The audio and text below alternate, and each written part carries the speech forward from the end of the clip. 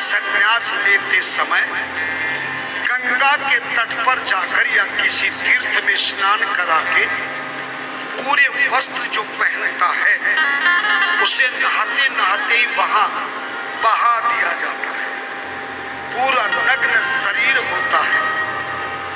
गुरु मुंडन कराते हैं और विद्वान ब्राह्मणों को बुलाकर मरे हुए व्यक्ति का जो 10वें दिन का कर्म है, पिंडदान करना, श्राद्ध करना, वो खुद व्यक्ति संन्यास के समय अपने गुरु के सामने ब्राह्मणों के द्वारा खुद ही संकल्प करके अपनी मृत्यु कर देता है। मरता नहीं है, पर जो मां के गर्भ से जन्म लिया है वो शरीर समाप्त कर देता है कि आज जो मुझे संसार का शरीर माता पिता ने दिया था, आज मैं इस तीर्थ में उस शरीर को मृत घोषित करता हूं।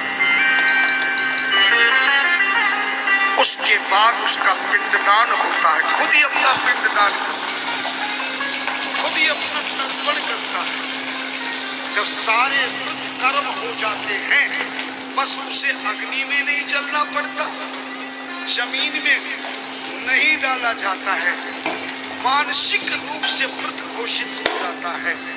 तब भगवान पूरे संसार के पिंडदान 1 साल तक का मरे हुए आदमी का जितना कर्म होता है, 1 दिन में ही ब्राह्मण देवता विधि विधान से उसका खुद का करा देते हैं। उसके बाद गुरु महाराज के चरणों में जब पहुंचता है तो गुरु महाराज उसका पूरा चेहरा बदल देते हैं, उसको सन्यास का वस्त्र पहना देते हैं, शरीर का पूर्ण मुंडन करा देते हैं। और चूंकि मर चुका है इसलिए गुरु महाराज सन्यास के समय नाम भी दूसरा बना देते हैं। और फिर सन्यास लेने के बाद गुरु आशीर्वाद एकदम से नहीं देता है। सबसे पहले अगर किसी की धर्म पत्नी जिंदा हो, माता जिंदा हो, तो उसको सन्यास के रूप में अपनी धर्म पत्नी से और अपनी माता से भिक्षा लेने के लिए भेजा जाता है। वो सन्यासी जाकर अपनी पत्नी को माता रूप कहता है, आज से तू मेरी मां है, मुझे आशीर्वाद दे और भिक्षा।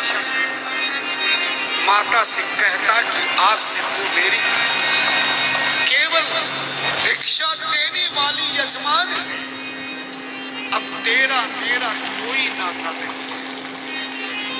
गुरु इसीलिए भेजता है कहीं ये मोह माया में पड़ के फिर चक्कर में पड़ जाए, कहीं घर वाली साड़ी में बांध ले हैं कि राणा जी माने माफ करना, गलती महाराज से हो। जो पत्नी और माता से पिता से भिक्षा लेकर अपने गांव के 5 घरों से भिक्षा लेके जब गुरु के पास पहुंचता है, तब गुरु उसे अपनी कंठी पहना देता, माला पहना देता है और उसी दिन से वो सन्यासी बन जाता है। और सन्यासी के यहाँ जन्म लेते समय यानी गुरु मंत्र सन्यास लेते समय और मरते समय ना कोई सूतक लगता है ना कोई पातक लगता है।